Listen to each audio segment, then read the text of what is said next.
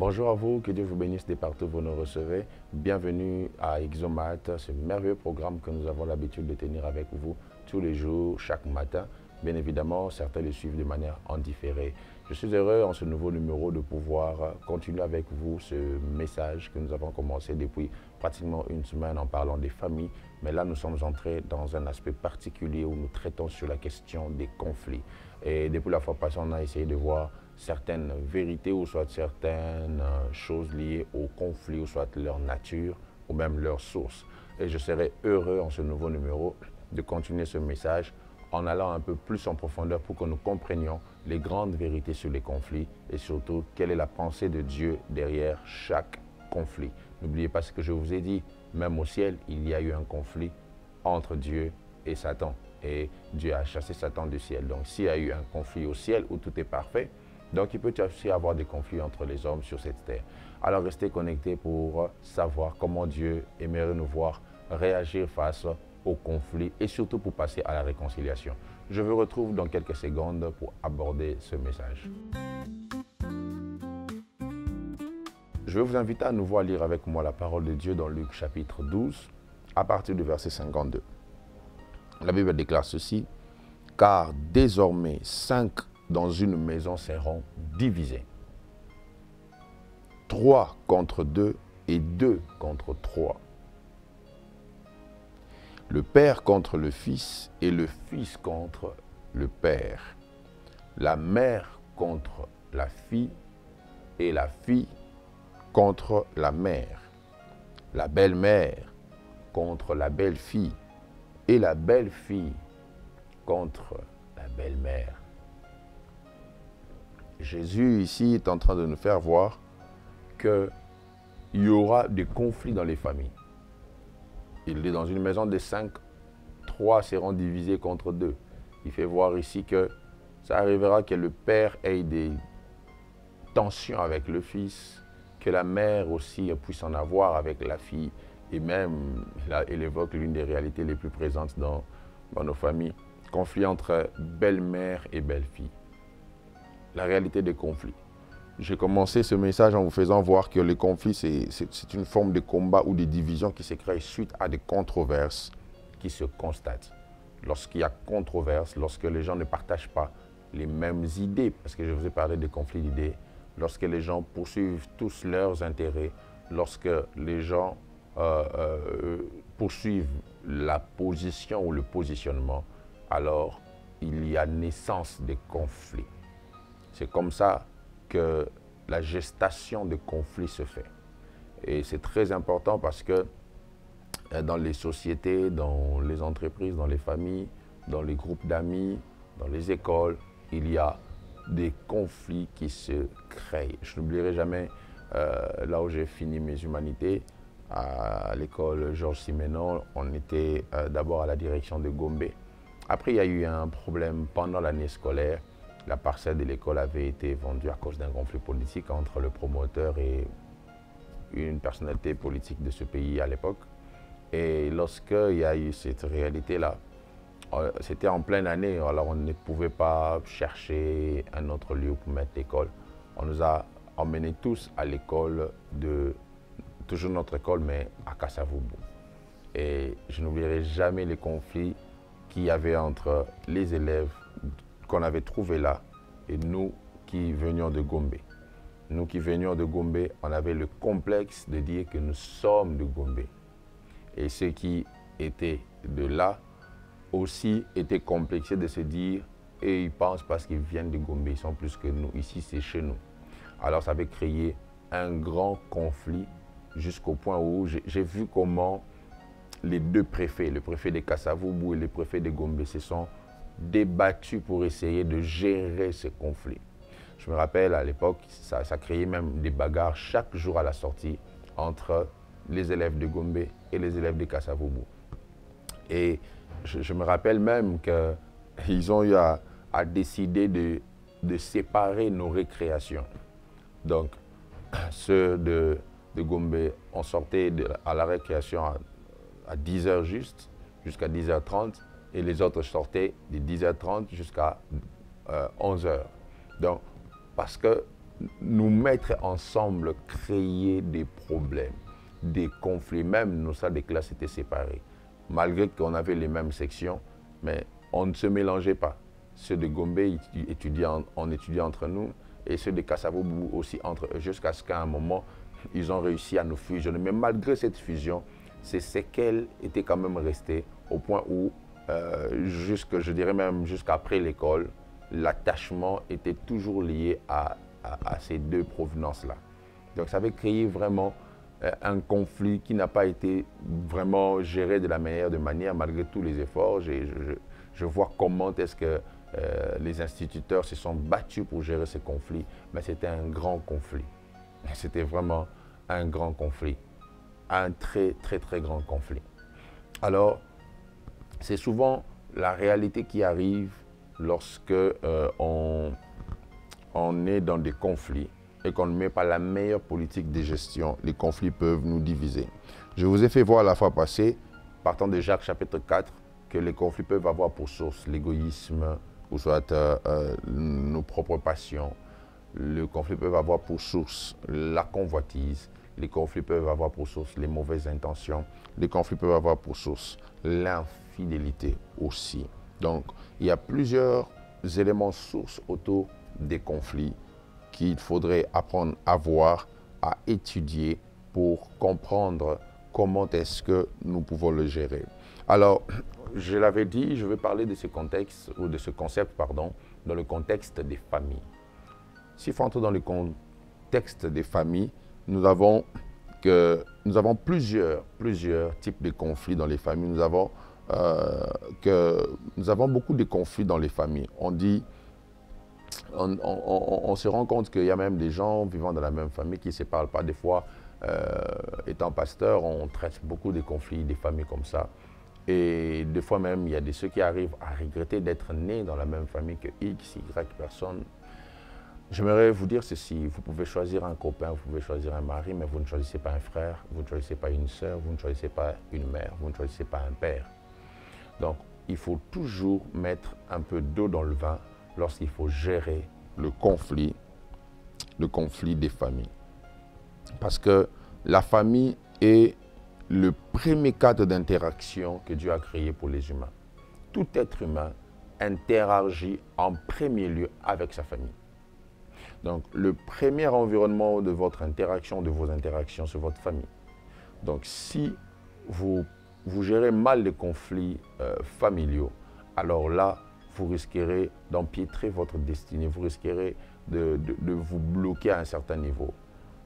Alors, j'aime la sagesse qu'Abraham a utilisée lorsqu'un conflit était en gestation entre lui et l'autre. Abraham a proposé la séparation pour éviter le conflit. On en parlera plus tard. Et les conflits familiaux ont aussi des sources, au-delà des sources générales des conflits que je nous ai donnés. Les conflits familiaux ont des sources. Et parmi les sources des conflits familiaux, je vais donner quelques-unes. Il y a la polygamie. La polygamie. La polygamie crée des conflits parce que chaque mère a ses enfants et chaque enfant a son attachement pour sa mère. Et du coup, on s'appelle demi-frère, on s'appelle demi-sœur et on n'arrive pas à s'aimer comme il se doit. Et si vous voulez voir les effets de la polygamie, regardez quand le père meurt. Comment est-ce que les héritiers ou les descendants ont du mal à se mettre ensemble, même pour la gestion collective de leurs avoirs. La polygamie. Regardez comment est-ce que Sarah a regardé simplement l'enfant de l'autre. Je me pose la question, si c'était son propre fils qui se moquait d'Isaac, est-ce qu'elle aurait chassé Ismaël? Non. Mais quand il a regardé l'enfant de la servante, l'enfant d'une autre femme, est en train de rire pendant qu'on fait la circoncision de mon enfant, elle a décidé de faire partir cet enfant. La polygamie. Je peux même aller plus loin. Cette polygamie a créé un conflit que je pourrais appeler éternel au monde.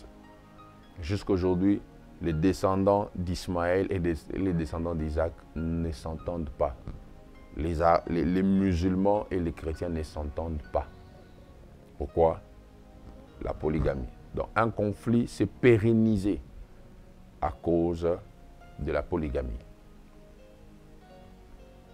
Et là, j'aimerais dire qu'il y a certains actes qu'on pose, si seulement on essayait de regarder le futur, on ne les aurait pas posés. Il y a certaines choses que l'on fait, si seulement on pouvait voir dans 10, 20 ans, ce que ça pourrait causer comme dégâts, on n'aurait pas fait certaines choses. Autre source de conflit dans les familles, c'est l'adultère. L'adultère est une source de conflit dans les familles. Troisième source de conflit dans les familles, c'est le divorce. Ça, c'est l'une des grandes sources de conflits même. Le divorce crée des conflits dans les familles. Les familles se divisent, il y a des schismes à cause du divorce. Peu importe les raisons derrière un divorce, le divorce est l'une des sources qui amène beaucoup de malheurs, surtout dans la vie des enfants. Le divorce amène beaucoup de malheurs dans la vie des descendants d'une famille. Et ce qui fait que quand vous allez dans les cours et tribunaux, vous verrez que la plupart des conflits ou des problèmes qui s'y trouvent sont des problèmes de famille. Problèmes de succession, problèmes de partage des biens, problèmes de ceci, problèmes de cela. Et ce qui a fait quand même que l'État puisse réguler la gestion de certains conflits liés aux familles. Alors, j'aimerais aujourd'hui commencer à vous donner certaines vérités sur les conflits, bibliquement parlant bien sûr, et je continuerai la séance prochaine pour en finir. La première vérité, c'est que les conflits détruisent les vies.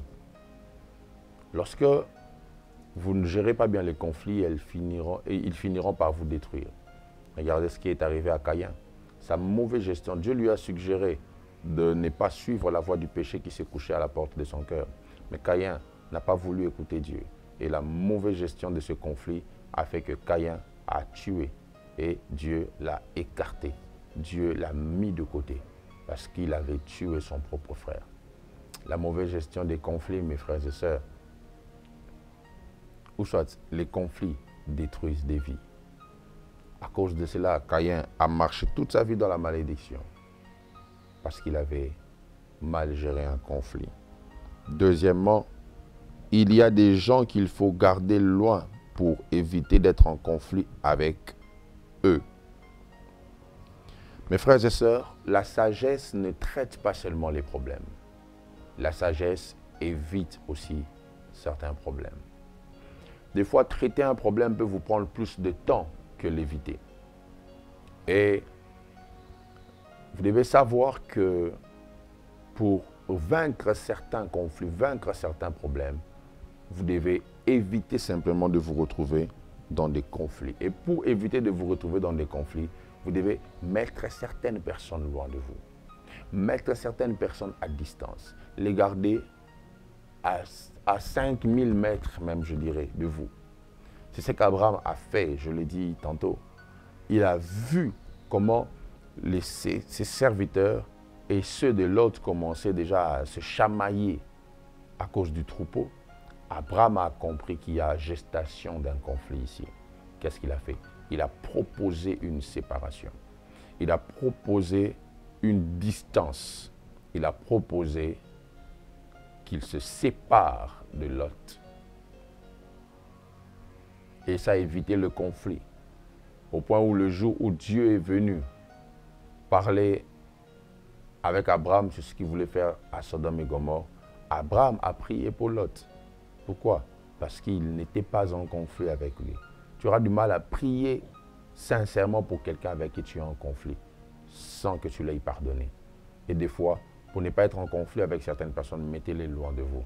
Tu te rends compte que le caractère de cette personne peut être un frein à une bonne relation entre nous. Qu'est-ce qu'il faut faire? Évite, mets cette personne loin de toi. Troisième vérité, c'est que Dieu est des fois à la base de certains conflits. Dieu, des fois, est lui-même à la base de certains conflits. Et c'est ce que nous montre ce texte de Luc chapitre 12 que nous avons lu.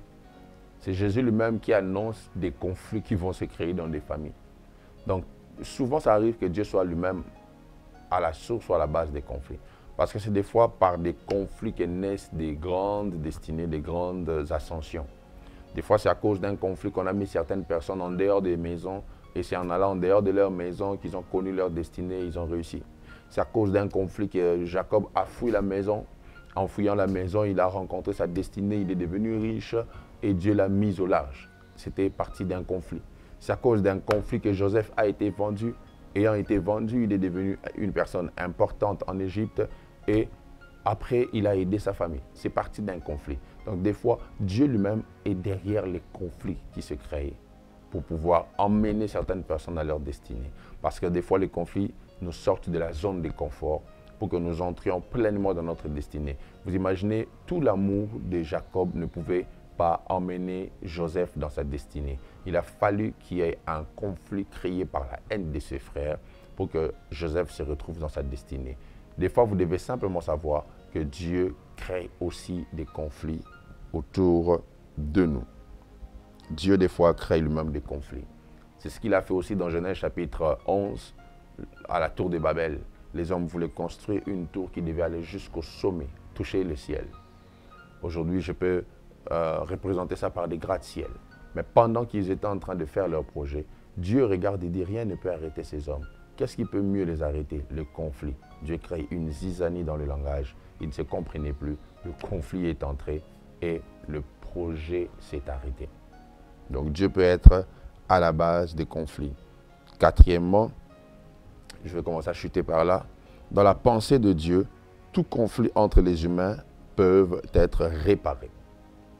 Vous devez savoir que pour Dieu, tout conflit entre les hommes peut être réparé. Quand vous lisez Genèse chapitre 32 jusqu'à 33, vous verrez comment est-ce que Jacob et Ésaü ont fini par arranger. Ne mourrez pas avec des conflits. Ne mourrez pas avec des rancunes. Tout conflit entre les hommes peuvent s'arranger. Ne soyez pas comme ces musiciens qui a dit de l'autre que même à mon deuil qui ne viennent pas. Les conflits peuvent s'arranger. Malgré la blessure que vous avez eue de ce qu'on vous a fait, sachez que les conflits peuvent s'arranger. C'est ça la pensée de Dieu. Et enfin, pour aujourd'hui, les conflits volent la paix. Lorsque vous êtes dans des conflits, vous perdez la paix. Vous perdez la paix. Jésus qui veut montrer que les conflits naîtront par sa personne, il fait voir que ça ôtera la paix. Ça ôtera la paix. C'est ce que Jésus est en train de faire voir là. Et l'apôtre Paul nous fait voir qu'après l'œuvre de la croix, nous sommes maintenant en paix avec Dieu. Christ est venu et sa venue sur terre a créé en même temps des conflits. Les Juifs ne s'entendaient plus entre eux. Est-ce qu'il était le Messie? Il ne l'était pas. Mais lorsqu'il est mort, il est ressuscité. Il a résolu le conflit et la paix est entrée. Donc le conflit vole la paix. Le conflit ôte la paix. Ma prière élevée de mon cœur, c'est que Dieu puisse nous donner tous la meilleure gestion des conflits. Je continuerai avec ces vérités et je vous ferai voir comment on passe à la réconciliation aussi par la grâce de Dieu. On se retrouve pour le dernier numéro de la semaine. Au revoir, que Dieu vous bénisse.